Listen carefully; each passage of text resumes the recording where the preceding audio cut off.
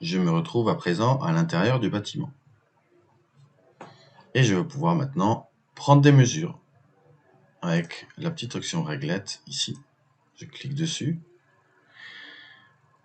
Et donc, par défaut, je vais avoir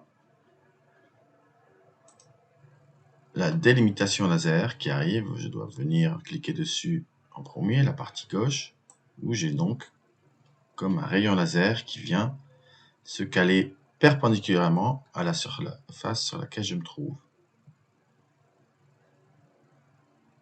Ok. Si je veux en faire une autre, je crée sur Nouveau et je vais pouvoir faire avec la deuxième type de mesure qui est l'accrochage. Avec l'accrochage, je peux prendre une extrémité et m'accrocher, comme son nom l'indique, à un point qui va exister sur le modèle. Revista optimise directement et essaye de comprendre quel type d'objet sur lequel on se trouve et il va s'accrocher sur une surface. Quand on est proche d'une surface, ici, on voit un petit carré. Quand on est proche ou sur une edge ou une arête, il va se caler sur une arête. Ou si on est proche d'un sommet, il va se transformer en croix pour montrer qu'on s'accroche à un sommet. Je vais faire la même chose ici, de l'autre côté. Et puis, comme ça, j'ai ma mesure entre ce sommet et ce sommet. Ok. Maintenant, je peux faire la même chose en perpendiculaire.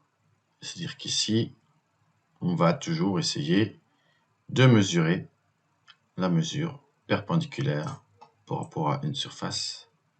Et si je veux avoir une autre perpendiculaire, j'ai juste à sélectionner cet outil au milieu pour me demander de quelle perpendiculaire tu veux avoir la mesure. Ok. Nouvelle, minimum. Je peux sélectionner un objet et un deuxième objet et Revisto calcule la distance minimale suivant ces deux objets. Je peux refaire la même chose en cliquant de nouveau sur un objet et un deuxième. Et voici. Ok. Un nouveau. Élévation. Ici, je vais prendre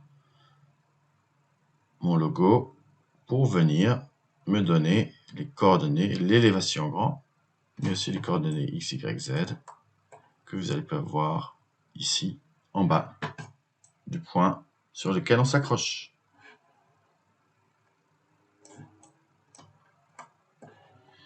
Et la dernière, la pente.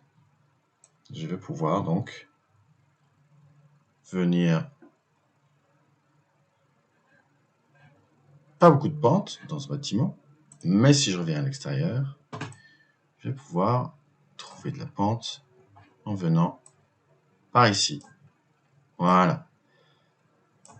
Là, j'ai mes degrés. Si je veux, je peux changer en pourcentage. Ok. Ou je peux aussi la glisser ici et j'ai ma rampe à 7%.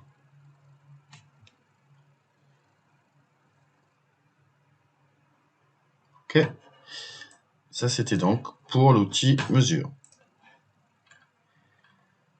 Maintenant, l'outil section ou coupe plutôt. Donc, pour faire une coupe, je peux venir à l'intérieur du bâtiment par exemple et je peux cliquer donc sur mon outil de coupe et j'ai juste à double-cliquer sur un mur et il va se mettre perpendiculairement par rapport à ce mur cliqué. Je vais pouvoir la ramener vers moi ou la pousser pour l'éloigner et voir tout ce qui se trouve à l'intérieur du bâtiment. Maintenant, je peux double-cliquer sur le sol et il va se caler directement sur le sol. Ok. Je peux fermer mon outil coupe et le désactiver en appuyant sur le petit ciseau en dessous de mon interface. Maintenant, je vais pouvoir sélectionner un mur et un autre avec CTRL. Et je peux ensuite dire faire un clic droit et puis dire ajouter la boîte de coupe autour de la sélection. Et là, en fait, j'ai donc ma coupe qui vient s'organiser autour des deux objets sélectionnés. Si j'appuie de nouveau sur mon outil coupe, là, je vais pouvoir éventuellement l'agrandir ou la rapetisser ou l'agrandir en utilisant la face de derrière en appuyant sur CTRL. OK. Je peux donc fermer mon outil coupe et enlever mes coupes. Je peux revenir à la maison ou au point de vue d'accueil. Maintenant, nous allons voir les points de vue. Je clique sur mon outil de point de vue et je peux créer un nouveau dossier qui se trouve là-haut et je vais l'appeler formation Revisto de base. OK.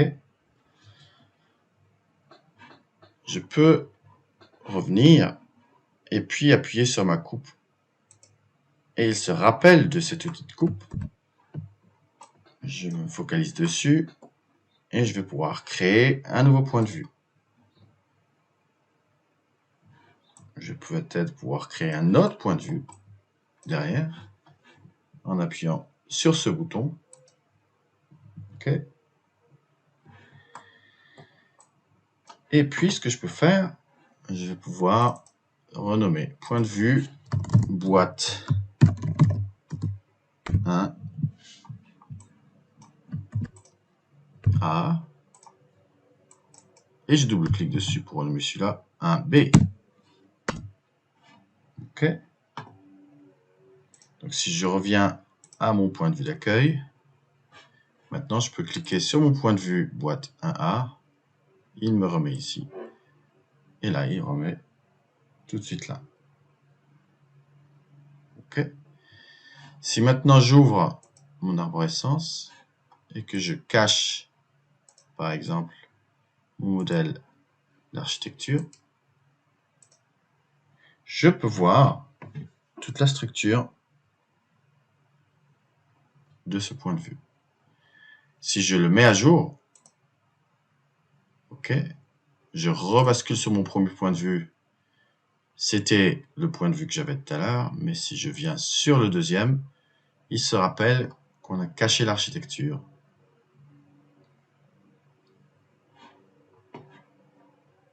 OK.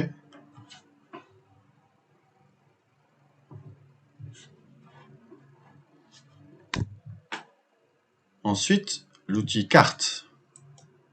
Je clique sur l'outil carte et je me retrouve en haut du modèle. OK. Je peux voir les niveaux à ma droite. Chaque fois que je clique dessus, j'ai donc mon plan de coupe qui vient donc s'ajuster sur ce niveau. OK. Je peux voir aussi les grilles que je peux afficher ou pas, ou les pièces que je vois peut-être pas beaucoup, mais si je viens au niveau 4, par exemple, et je peux zoomer et je vais commencer à voir le nom de mes pièces que je peux cacher. Et en fait, je vais pouvoir double-cliquer sur cette pièce pour me retrouver à l'intérieur de ces toilettes. Une fois à l'intérieur du modèle, je peux cliquer sur les pièces. Mes pièces, j'ai donc une liste qui vient à ma gauche.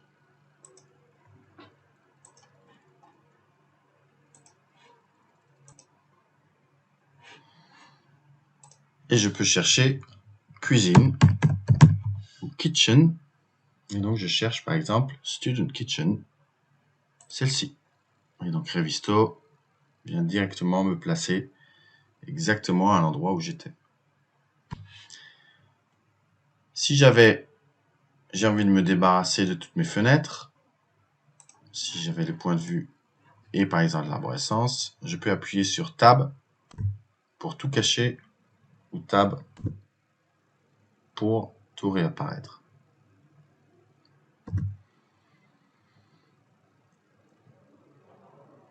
Et la dernière option qu'on voulait voir encore aujourd'hui, c'était charger ou décharger les modèles. La petite chaîne qu'on voit en haut à droite. Ici, c'est un petit peu la table de matière. Je vois tous les modèles que j'ai chargés dans ce projet Revisto. Okay. Je peux venir agrandir ou rapetisser cette arborescence. Et je peux venir sélectionner les objets que je veux voir ou pas.